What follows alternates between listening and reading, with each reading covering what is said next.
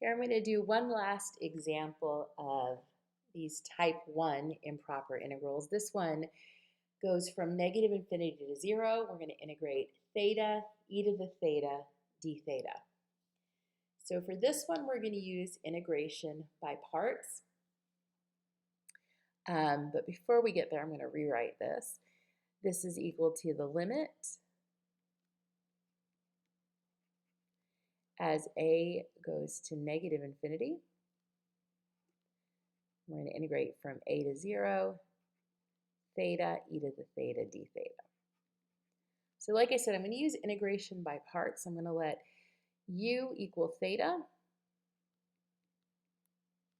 So du will equal 1. V prime will be e to the theta, and so will v. So when we do the integration by parts, I've got my limits still in front.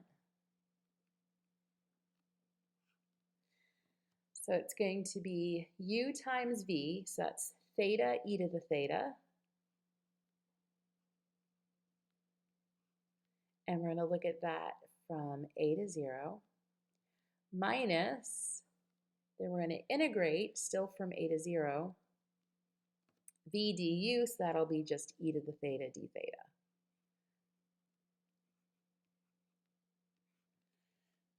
So we've got all this. When we integrate e to the theta d theta, we just get e to the theta.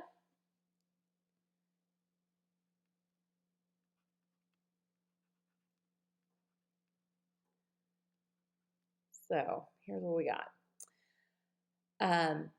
For this left term, I have 0 times e to the 0 power. Well, that's just 0. Minus a e to the a power. So we have negative a e to the a power. And then this is going to be minus e to the theta, and we're going to evaluate that again from a to 0.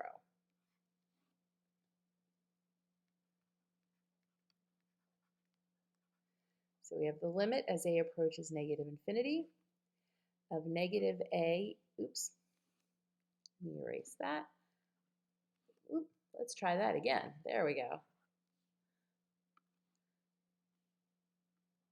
There we go. Sorry, having issues with my pen. We have negative a e to the a, then minus e to the 0 power. E to the 0 power is just 1, so it'll be minus 1. And then minus a negative, so it'll be plus e to the a. And we're looking at this as a goes to negative infinity.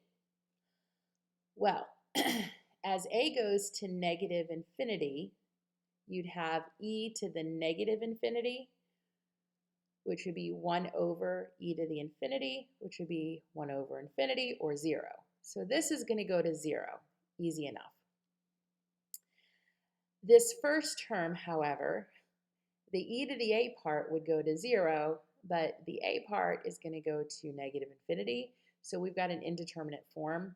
So I'm going to need to use L'Hopital's rule to find the limit for this first term. So let me kind of move over to the side now. Actually change to a different color here. So I want to look at this first term. So we want to find the limit as a goes to negative infinity. And I'm going to drop this negative here in front. It's not going to impact. It's not going to impact the limit.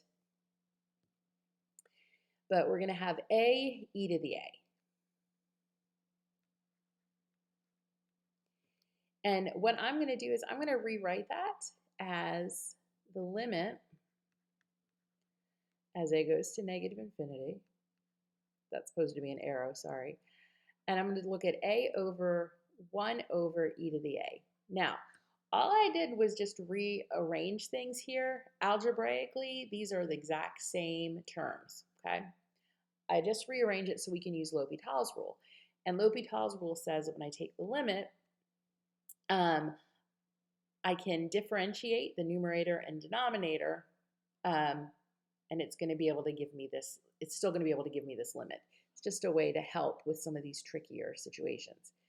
So if I integrate, or sorry, if I differentiate, I've been used to integrating. If we differentiate numerator and denominator,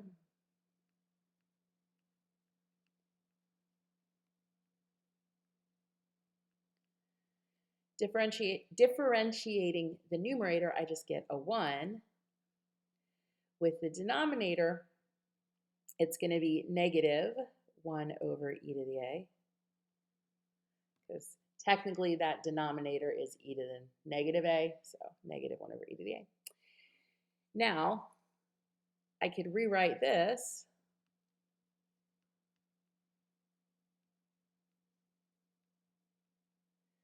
as just negative e to the a.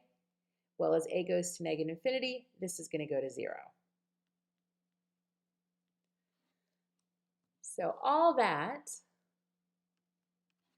to say that when we take the limit as a goes to negative infinity, the first term and the last term over here are both going to go to 0. So what am I left with? Negative 1. The one thing you will see in this section, and even some as we get into chapter 10, which will be the next unit, is that L'Hopital's rule is going to come in handy because we're going to be taking a lot of limits. So this is something that was covered in Calculus 1, but just remember when you have a limit and you can set it up as a fraction, if you differentiate the top and the bottom, so both the numerator and the denominator, it's still going to give you your limit. And it's just a way to take more complicated expressions and make them a little simpler and easier to find the limits. But that will come in very handy.